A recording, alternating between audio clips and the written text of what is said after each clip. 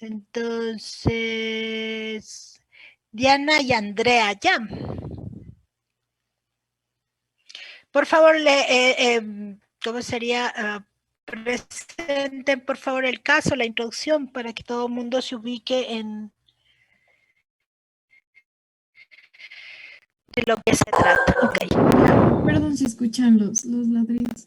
Ya, bueno, les voy a leer la introducción. Se trata de un brote de Salmonella enteritidis que tuvo lugar en una residencia de ancianos el lunes 15 de noviembre de 1999. Se informó a la sección de epidemiología de que numerosos internos de una residencia de ancianos habían presentado un cuadro de gastroenteritis agudas, caracterizado por diarrea o vómitos, náuseas, dolor abdominal o fiebre durante el fin de semana previo. El primer caso apareció a las 20 horas del viernes 12 de noviembre. La residencia albergaba a 119 residentes con un rango de edad entre 66 y 99 años. Entonces, la primera pregunta tenemos, ¿qué información adicional necesitaría usted conocer para decidir si se trata de un brote? Entonces, nosotros colocamos que necesitamos información, por ejemplo, ¿cuánto duró el brote y el número de casos en el tiempo expuesto? El modo de transmisión, el tiempo estimado de exposición, fuente del agente causal, la severidad del brote y el periodo de incubación de la enfermedad.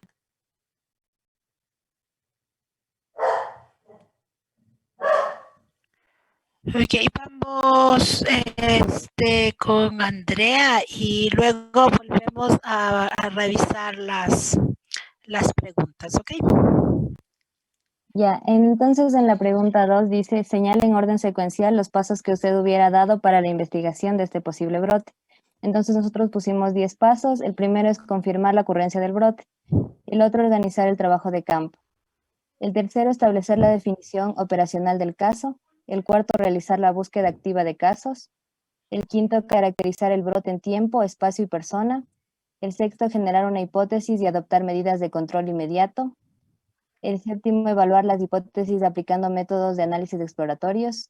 En la 8, iniciar las medidas de control específicas. En la 9, evaluar las medidas de control. Y por último, preparar un informe técnico de investigación de campo. Muy bien. Bueno, en la segunda pregunta está el orden que habíamos revisado. El ejercicio justamente de lo que se trata es como de ir siguiendo, ¿no es cierto?, en un ejercicio como muy práctico, el orden de la investigación, es decir, los pasos de una investigación de un brote, en este caso de salmonelosis, ¿no es cierto? Ir paso a paso para comprobar y realizar estos pasos, al menos los más importantes, ¿sí? En relación al... No me quiten, por favor. Vamos regresando. Entonces, lo que digo que en la pregunta 2, todo mundo debe tener en realidad señalado los pasos, ¿sí? Pero en cambio en la pregunta 1 sí me gustaría que me digan si alguien planteó o definió otro tipo de información que necesitaría. Recuerdan que es para decidir si se trata de un brote, ¿no es cierto? No estamos todavía en el tema de a generar hipótesis o no, estamos en el primer paso que es confirmar la ocurrencia del brote, ¿no es cierto? Entonces, ¿qué información finalmente necesitaríamos tener para poder confirmar si se trata o no se trata de un brote? Porque es básicamente el primer paso. Entonces, ¿me puede decir alguien si es que puso algo diferente a alguno de los grupos del grupo, lo que planteó el grupo 4? Nosotros sí pusimos parecido a lo que tiene este grupo. Lo único que le aumentamos y pusimos de primero fue de que si había un agente que causaba esto. Lo que O sea, pasa es, sí, no dime. está- ajá, eso, pusimos que, por decir lo que era un brote, porque no entendíamos como que bien que era un brote, y de ahí pusimos lo primero que necesitábamos datos para saber cuál era el agente y qué ocasionó el brote y si se fue transmitido por un agente. Ya, ok, como les dije, lo que necesitamos es primerito confirmar si es que se trata de un brote. Entonces, ¿qué información necesitaríamos? Realmente los casos, el comportamiento, más que la fuente del agente causal, porque eso ya corresponde al resto, ¿no es cierto? En el caso del agente causal es justamente caracterizar el brote en tiempo, lugar, espacio y persona. Pero recordemos que estamos en el primero, confirmar la ocurrencia del brote, ¿sí? Entonces, ¿qué es lo que necesitaríamos en realidad para confirmar la presencia del brote, ¿no es cierto? Obviamente hay algunas cosas que sí son compatibles, ¿no es cierto? Básicamente es verificar el diagnóstico, ¿no es cierto? De los casos que de dónde se generan la sospecha del brote, comparar justamente lo que les decía, obtener datos de la incidencia de periodos anteriores. Recordemos que un brote tenemos cuando hay un aumento inusual, ¿no es cierto?, de una enfermedad. Entonces, primero necesitamos saber si obviamente han habido casos en periodos anteriores o no, para poder ver si es que efectivamente supera al esperado, ¿sí? Obviamente ver, confirmar los signos y los síntomas a través del diagnóstico, será de ver un poco las, como digo, los signos, los síntomas, si es que hay o no hay confirmación por parte del laboratorio de los casos. Digamos, eso es básicamente, ¿no es cierto?, lo que deberíamos, y obviamente luego de eso ver, ¿se acuerdan que les había mencionado que parte de para identificar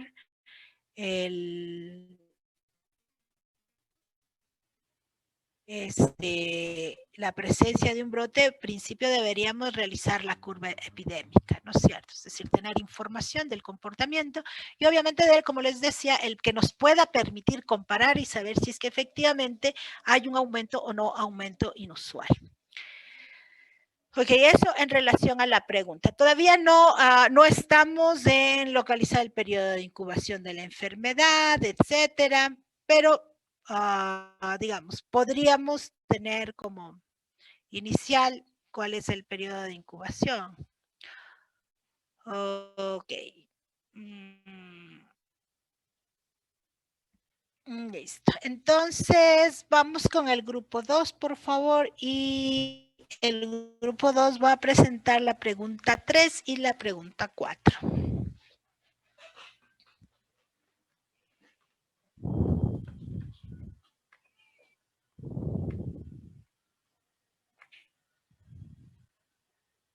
Pero para la 3 y la pregunta 4, por favor, no se olviden de leer, obviamente, la segunda parte de la introducción o de la información adicional.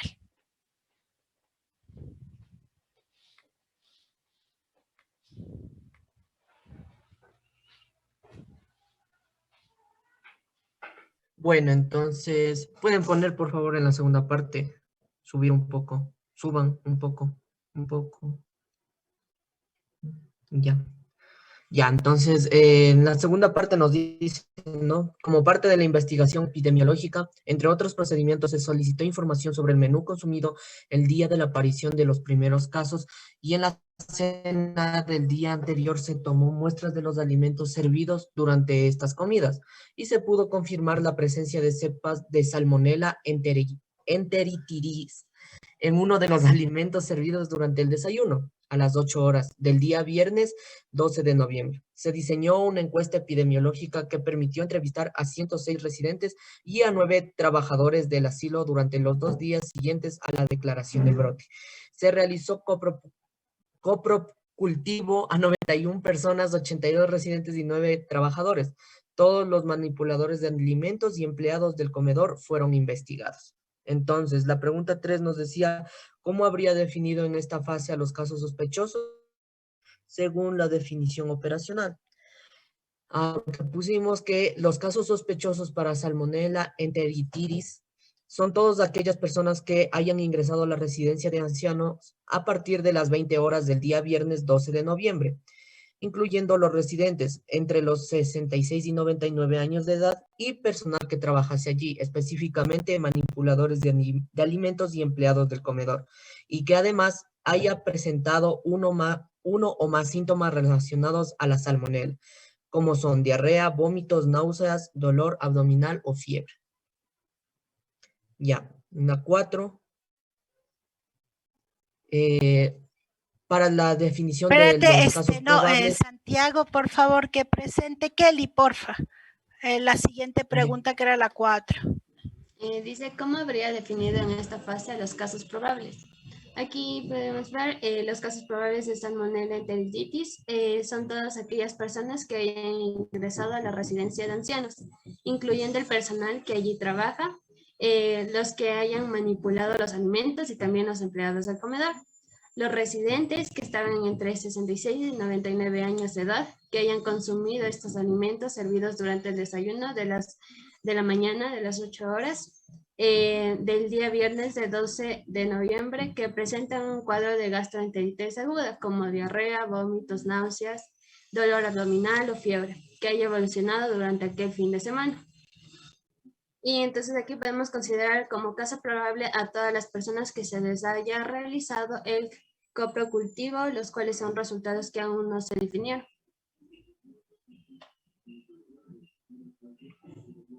A ver, de alguno de los grupos que tenga una definición diferente de caso sospechoso y de caso probable.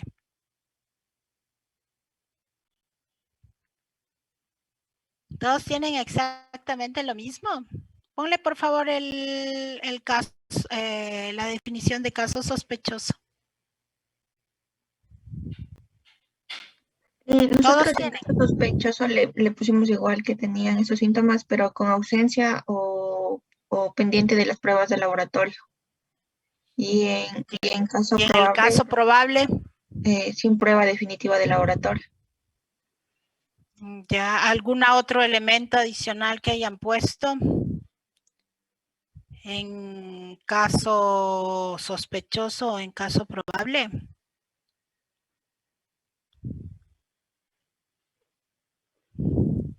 ¿No? Pusieron exactamente, bueno, hay un error, ¿no? Hay ciertos errores en la definición de los casos. ¿Por qué? Porque el caso sospechoso, ustedes están poniendo que hayan ingresado en la residencia de ancianos a partir de las 20 horas. A ver, no leyeron. ¿Cuál es el momento probable en el que se produce la enfermedad o la contaminación o el periodo de consumo de alimentos? En el desayuno. Entonces, ¿cómo pueden poner de los residentes a partir de las 20 horas? Las 20 horas ya presentaron signos y síntomas. Entonces, a ver, recordemos que es un caso sospechoso. Revisemos, por favor, en el anterior, ¿no es cierto?, de lo que habíamos visto en la anterior unidad sobre qué significaba caso sospechoso y qué significaba caso probable. ¿No es cierto? Ya está. ¿Cuál es lo primero que nosotros tenemos en el caso sospechoso? ¿Qué elementos nomás tenemos? Signos y síntomas.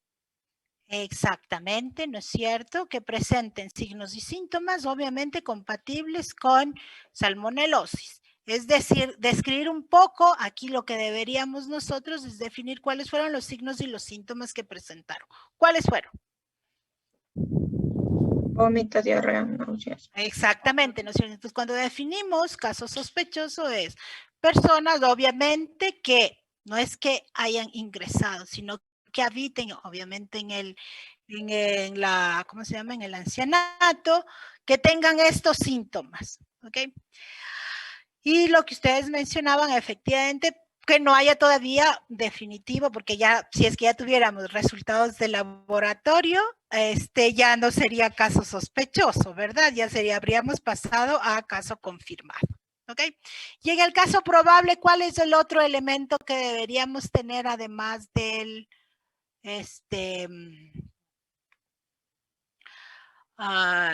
¿cómo se llama? De los signos y síntomas.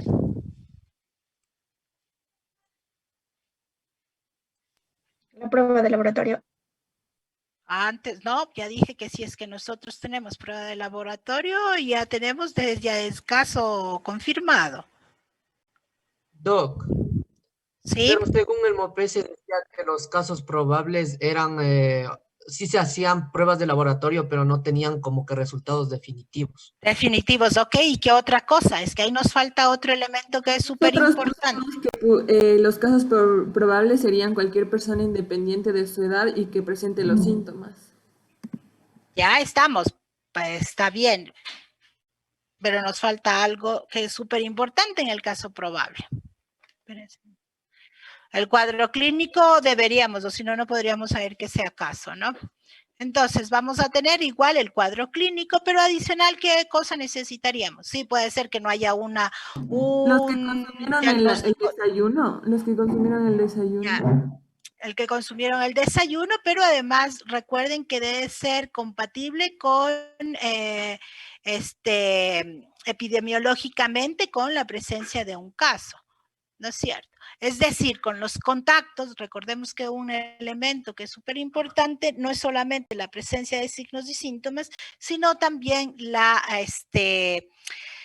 relación epidemiológica que puede haber, ¿no es cierto?, sea con casos confirmados o que haya contacto o que haya relación con el resto de personas que presentaron los casos, ¿sí? Creo que eso es, y luego, como les decía, sí, efectivamente se necesita que tengamos una prueba, aunque no sea confirmatorio, pero, como le digo, el elemento más adicional justamente a los signos y a los síntomas es obviamente las características epidemiológicas del contacto con las personas positivas o que hayan, lo que ustedes mencionaron, que efectivamente hayan estado presentes o que hayan estado presentes durante el desayuno, ¿sí? Ok, vamos con, a ver, espérenme un segundo. La siguiente, vamos con el grupo 3. Grupo 3, Andrés y Saraí. La pregunta sería 5 y 6, ¿verdad?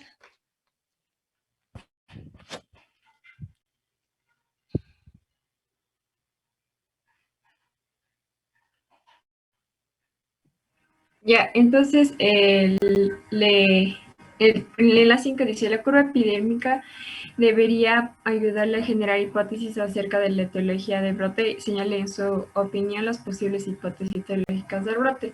Nosotros llegamos a la conclusión que la hipótesis 1, entre las 25 y 36 horas del periodo de incubación, se presenta un pico demostrando el mayor número de casos confirmados, y en el segundo pico, que era entre las 49 y 60 horas, con menos casos confirmados en relación con el primer pico.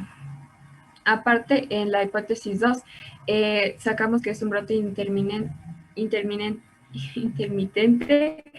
de fuente común, y la duración del brote fue de 85 horas, ya dentro de las 61 a 72 horas no se registró ningún caso. Ya, ok.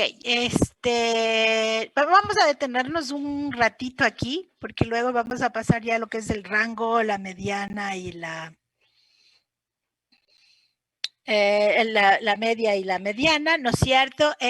¿Me podrían decir alguien más qué hipótesis plantearon? Recuerden que estamos hablando de hipótesis, las hipótesis etiológicas. Recordemos, como parte de los pasos, lo primero que necesitamos hacer, obviamente, es a partir de la curva endémica, generar las hipótesis. Estamos en la fase descriptiva todavía, ¿no es cierto? Entonces, ¿en cuanto a qué? A tiempo, lugar y persona. Esas son las primeras variables que tenemos que hacer el análisis y por lo tanto a partir de dónde deberíamos nosotros generar las hipótesis.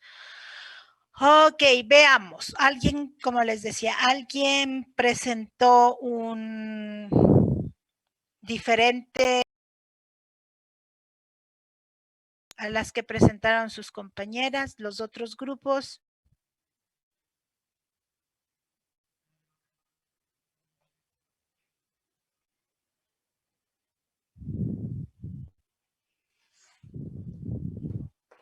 A ver, veamos. Jennifer, tu grupo presentó exactamente lo mismo.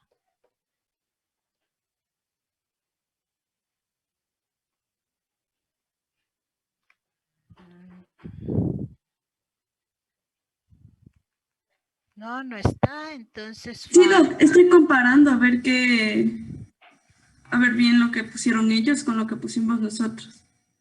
A ver, Jennifer, ¿puedes leer en todo caso tu hipótesis de tu grupo? Ya.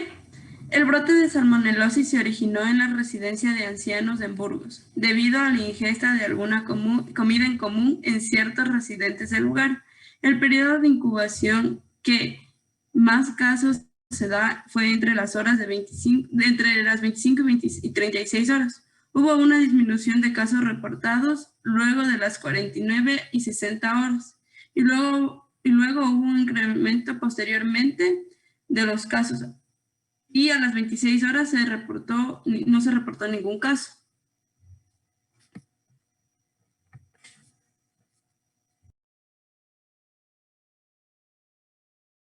Ok, ¿alguien más que tenga? Porque me queda a mí la duda, ¿qué tipo de brote es en realidad? Jorge, ¿tu grupo qué planteó como una hipótesis en relación a la fuente, a la naturaleza del brote? Bueno, mi grupo puso varios puntos en esa pregunta. Pusimos que el agente que causa la enfermedad iba a ser la Salmonella enteriditis y que el modo de transmisión de la enfermedad iba a ser a causa de alimentos contaminados. Y pusimos que este caso se trata de una epidemia de fuente común puntual y que el periodo de incubación podría ser de 6 a 48 horas y quienes ingirieron los alimentos contaminados el viernes 12 de noviembre a las 8 presentan mayor riesgo de infección.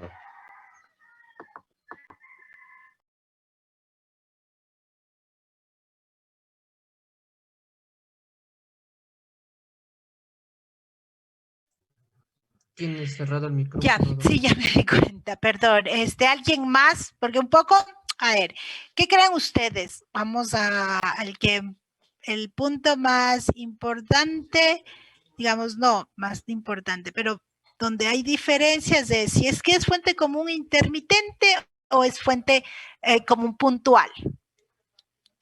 ¿No es cierto? Recordemos cuál era la definición de una fuente común intermitente. No importa, pueden revisar, acuérdense, ¿no es cierto? La fuente común intermitente.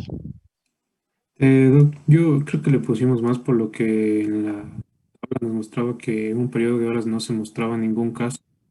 Más por eso le pusimos intermitente. Ya. Ya.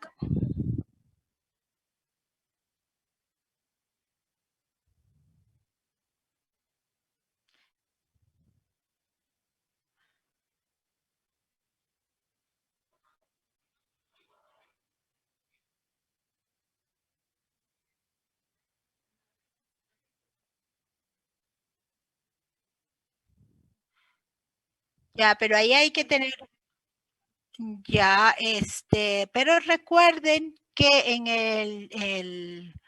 el periodo, digamos, de exposición de una fuente común intermitente es más largo, ¿no? O sea, recuerden que aquí están hablando básicamente del consumo de un alimento al que estuvieron todas las personas expuestas. Y eso es característico justamente de una fuente común puntual, ¿sí? Fuente común puntual, donde vamos a tener, obviamente, un punto, donde va a haber mayor número de casos, es un brote explosivo, ¿no es cierto?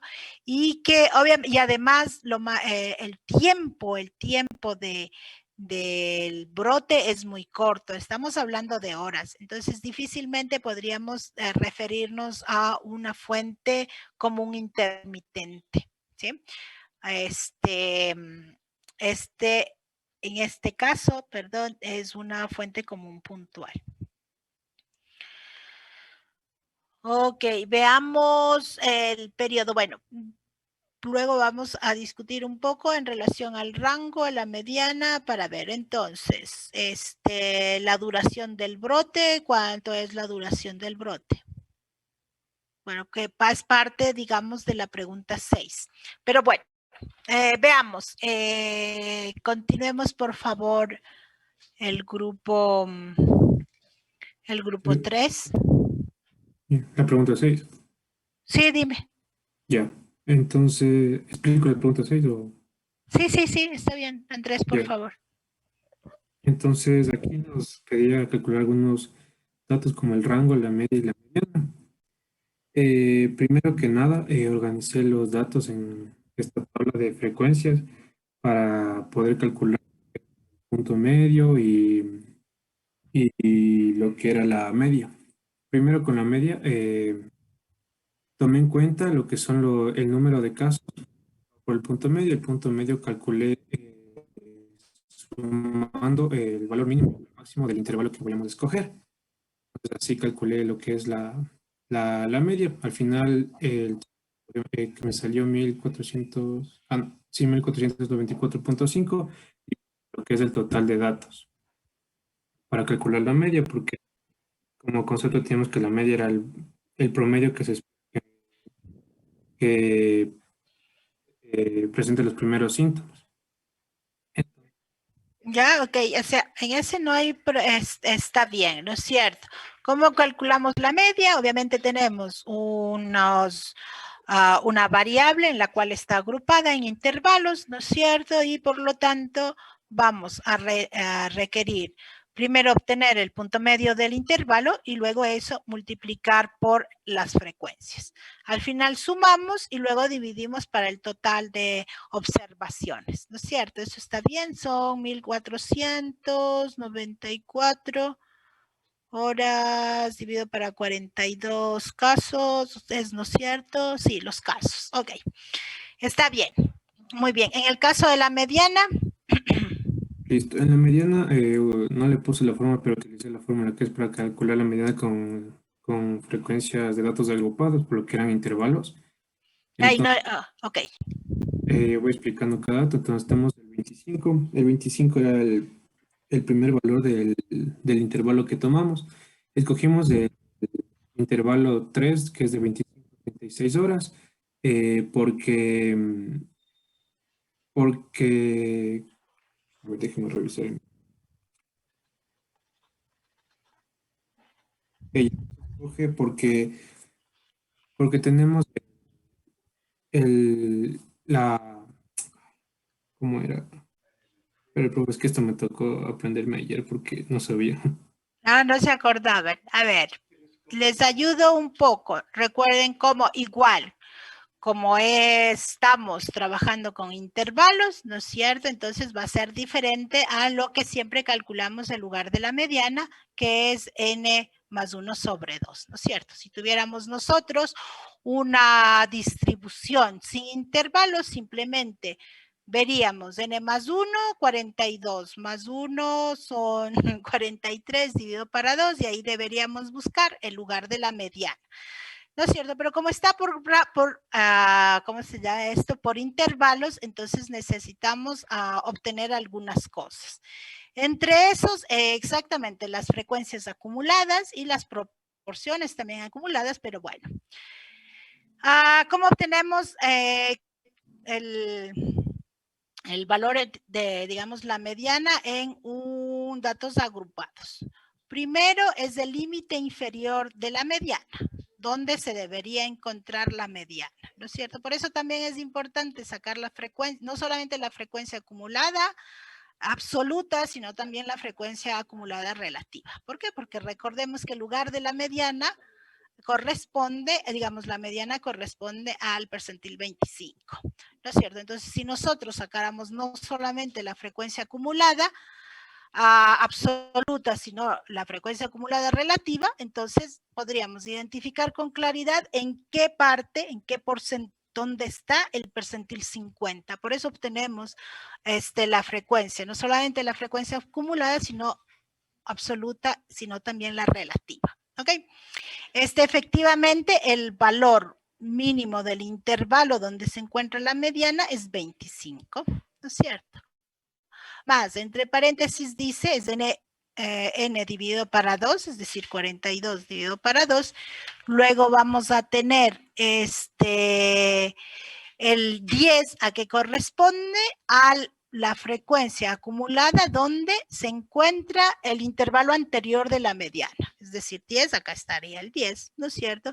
Y finalmente, perdón, ahí falta un dato. Aquí falta un dato.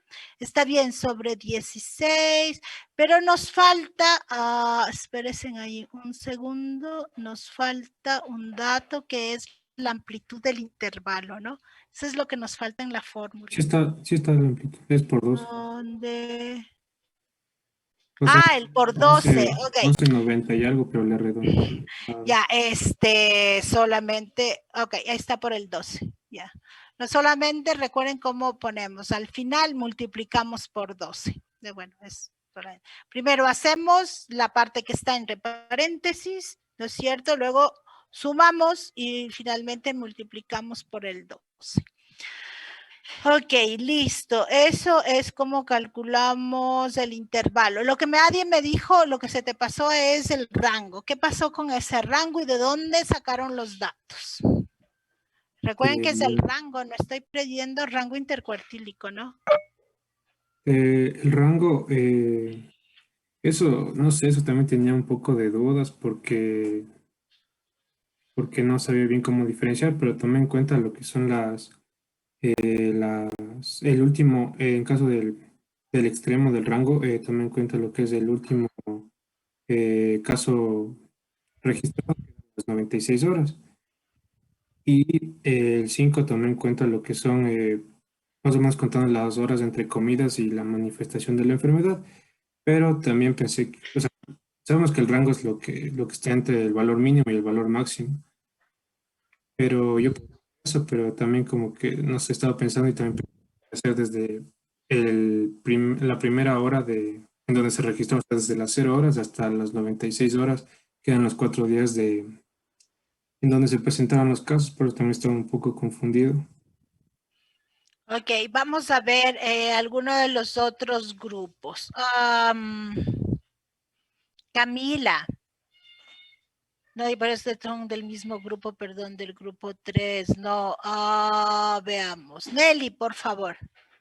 ¿Podrías decirme tú cuál fue el rango? ¿El rango que ustedes pusieron? Ya, entonces en el rango nosotros, o sea, creemos que la incubación podría oscilar entre 6 a 48 horas. Y, o sea, eso pusimos como rango. De ahí en la mediana pusimos que era 32.25 el total. Y me falta una, en la media pusimos que era 35.6. Ya, bueno, O sea, está, ok. El rango, entonces, veamos, tú dices que fue ¿cuánto? Le colocamos que fue entre 6 a 48 horas, el rango de incubación. 6 a 48 horas. Ok, vamos a ir con cada uno de los grupos. El grupo 2. Milena, ¿cuánto ustedes pusieron como rango?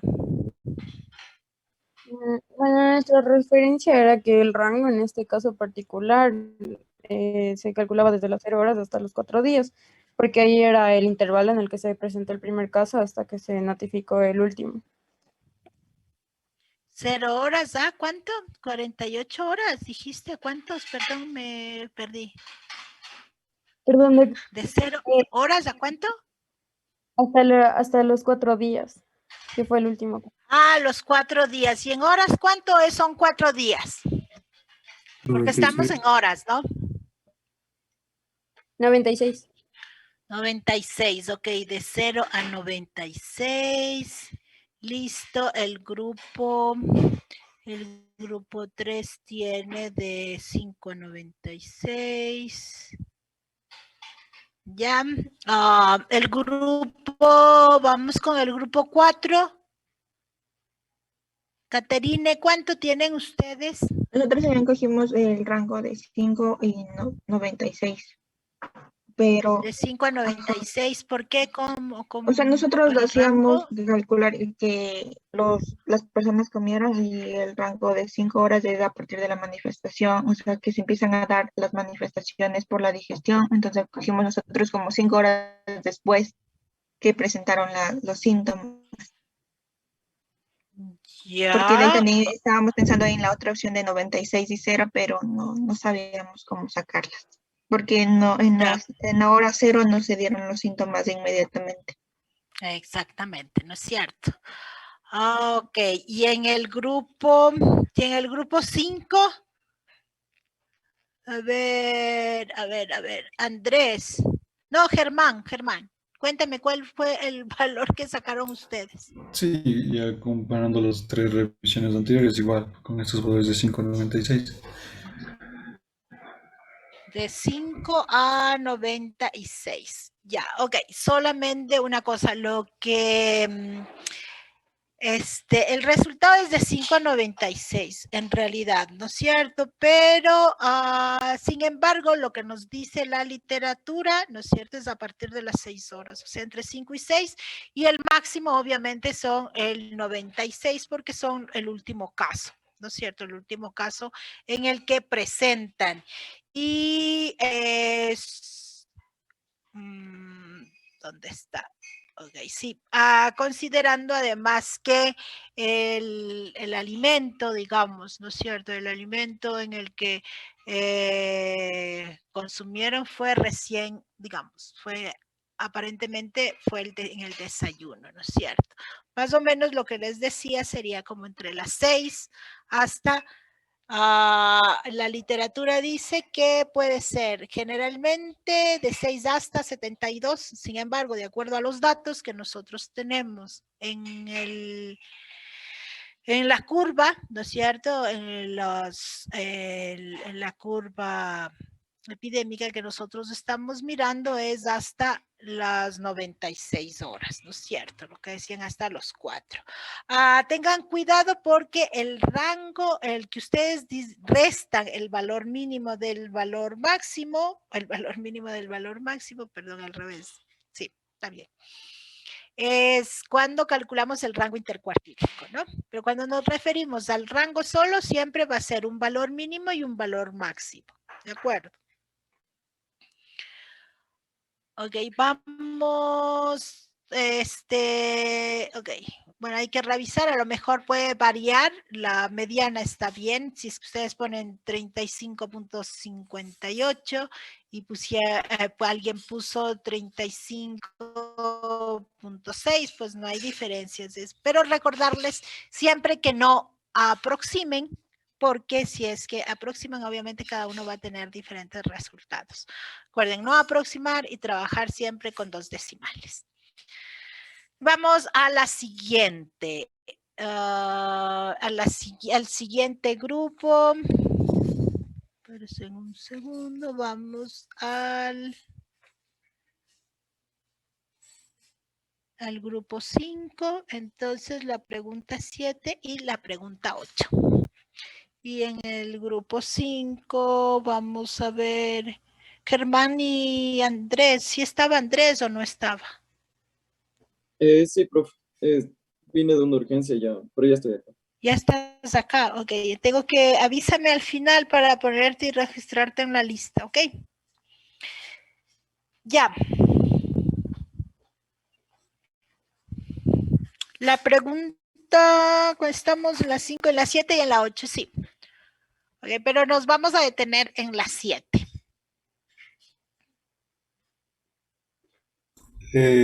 Ya dice las 7, utilizando la historia de consumo de alimentos o junto en la tabla 1, calcule los índices adecuados, tasa de ataque y odds ratio. Bueno, Vamos primero con la tasa de ataque. Ajá. Entonces, las formas aplicadas para tasa de ataque son número de casos, que por ejemplo en el de la leche son 26, dividido para los totales, son 74 más 41, que están aquí, que son 115. Y esto, como es una tasa, se le multiplica por 100, que nos da Porque es como tasa de ataque. resultado 22.60, que está aquí. Y de igual manera con todos los datos, ¿no? A ver, espérate, calculaste entonces en el numerador, tienes en el de leche. O sea, es como una columna clarísimo. vertical. Ajá, A por Ya. B, A, B, C y D. No sé si ve mi curso. Sí veo tu cursor, pero Ah, no ya. te confundas, Entonces esta estamos... era A, B, C y D, a diferencia de las tablas que estábamos haciendo como aquí horizontales. Entonces se multiplicaría para el de la leche. En el primer caso era los 26 para el total, y en este caso serían los 16 para el total, en el de abajo. ¿Y cuántos son el total? 115. Ya, pero si Que es son- que tú haces A, B, C y D, estás con más de 115. No, o sea, yo digo que, o sea, la tabla de casos sin controles, o sea, A, B, C y D. La Sí, sería por eso. 26. Pero a eso es lo que voy. Tengan cuidado. O sea, estás diciéndome, Germán, bien. Lo que me estás diciendo mal son los valores. ¿Ok? Porque si tú me dices, en una tabla de 2 por 2, 26 corresponde al casillero A, 72 al casillero B, 16 al casillero C y 41 al casillero D, no estamos hablando de 115 individuos. Estaríamos hablando de ¿cuántos individuos? O sea, yo le dije como que ya el 16B, el 74C y el Ya, por lo 41D. mismo, súmame cuántos individuos tienes ahí. O sea, para hacer el total sería con 74 más 41, ahí sí tenemos 115. Ah, claro, exactamente. Pero entonces no corresponde el 74 y el 41 no corresponden a los casilleros al casillero Disculpe. B y Yo al ya casillero D, entendí, ¿no? ajá. Sí, Sí, ya te diste cuenta, entonces Sí, está perdón. bien calculado. Por eso te digo, sí, efectivamente tú debes tener número de casos sobre la población total, que son los expuestos, ¿no es cierto? Sobre la población de expuestos, que son los 115, porque efectivamente se hizo la encuesta a 115 personas, ¿verdad? 106 residentes y 9 personas cuidadores, ¿ya? Eso está bien. ¿Ok? Sí. Entonces tenemos en la tasa de ataque el numerador y el denominador siempre debía ser 115. ¿Ya? ¿De acuerdo? Solo que el momento que ustedes calcularon, por eso te decía, ¿cómo calcularon el OR? Porque si es que calcularon el odds ratio, como acabas de decir, estaría mal, ¿no es cierto? ¿Cuánto sería el casillero? Vamos a ver, el casillero de la primera, ¿no? El casillero A, estamos de acuerdo con que son 26.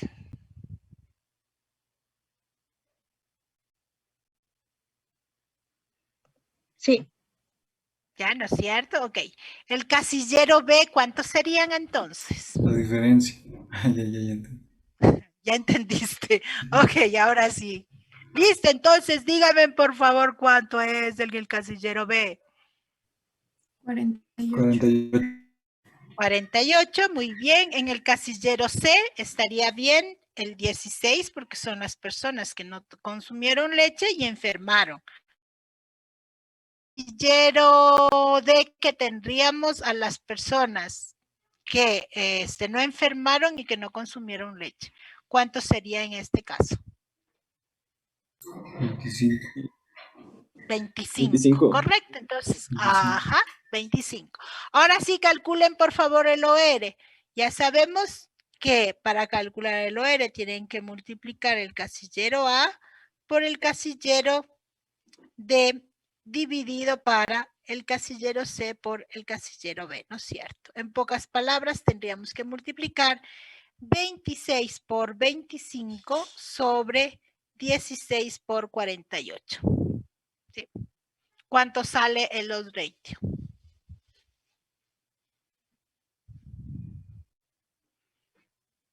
Sale de 0,85 aproximado.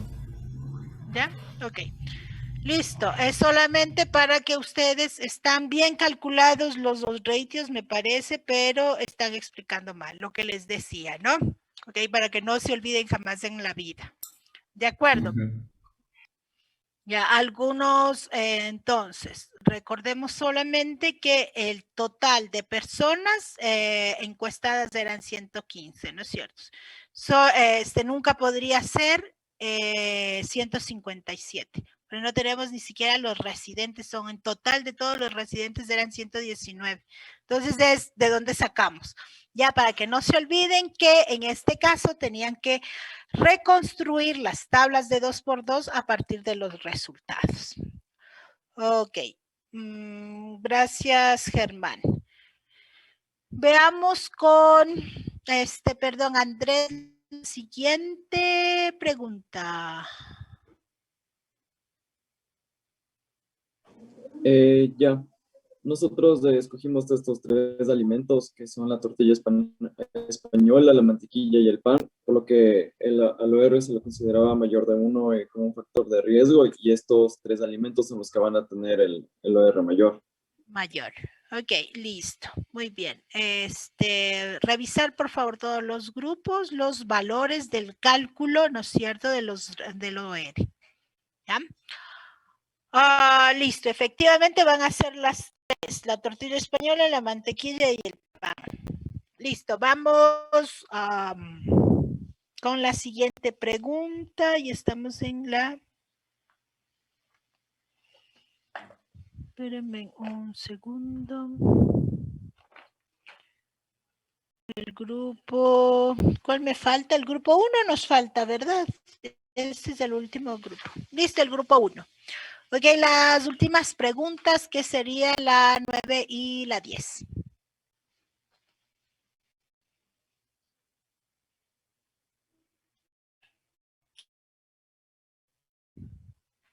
Ya le compartimos.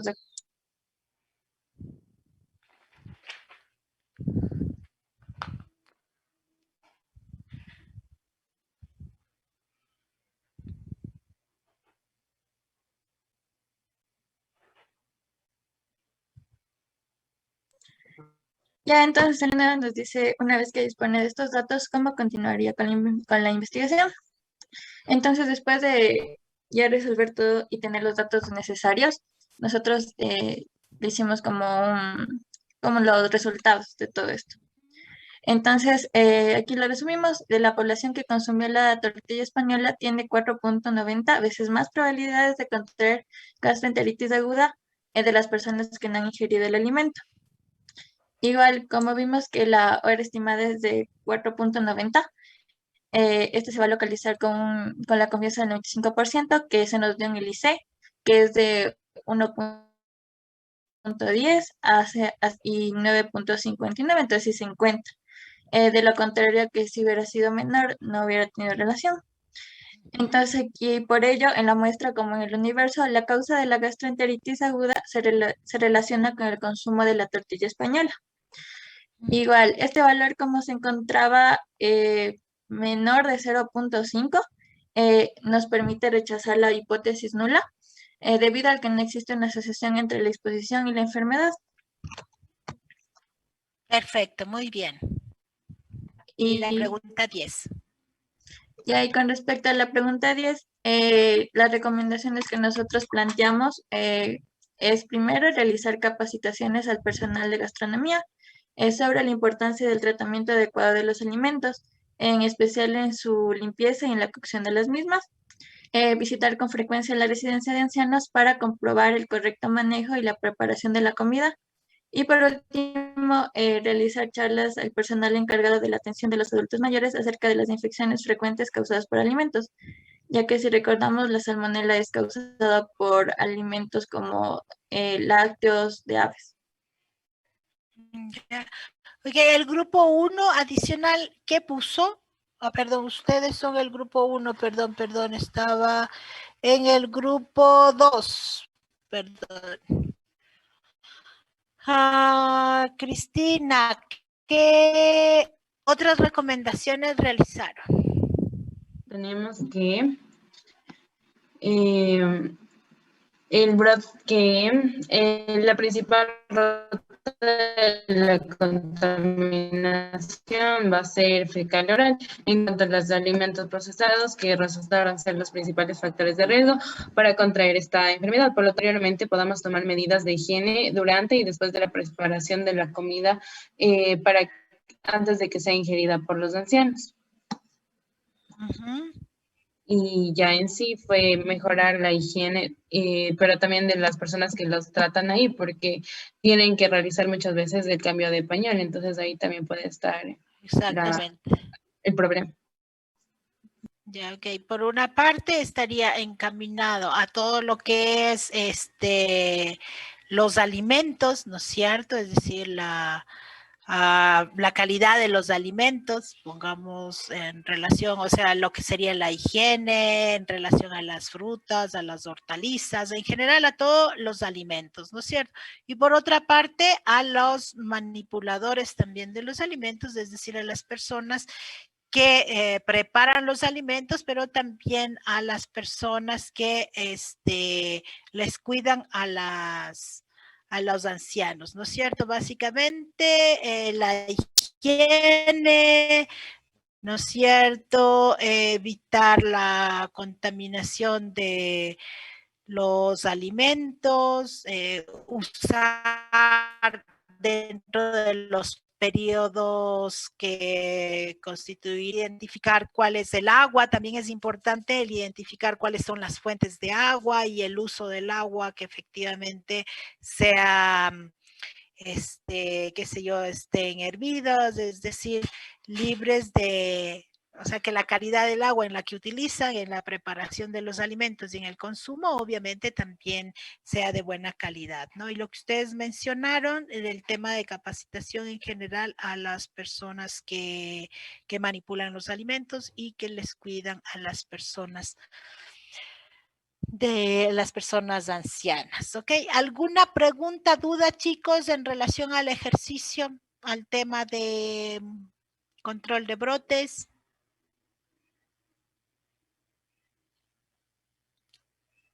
¿No? Listo. Ok, entonces vamos a quedar ahí por ahora. La próxima semana empezamos con el nuevo módulo. Digamos, la nueva unidad. Te vas a preguntar, ya, lo de los exámenes.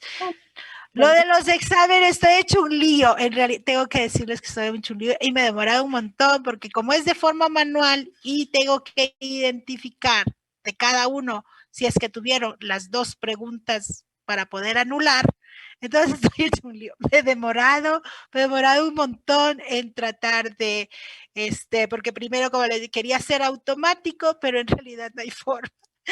No hay forma y tengo que revisar de uno en uno cada uno de los exámenes e ir anulando las preguntas. Eso es lo que pasa y por esa razón me demoré tanto. Pero ya estoy casi lo logro. Me faltan, creo, unas 2 personas revisar y ya le tengo las notas ajustadas, ¿sí?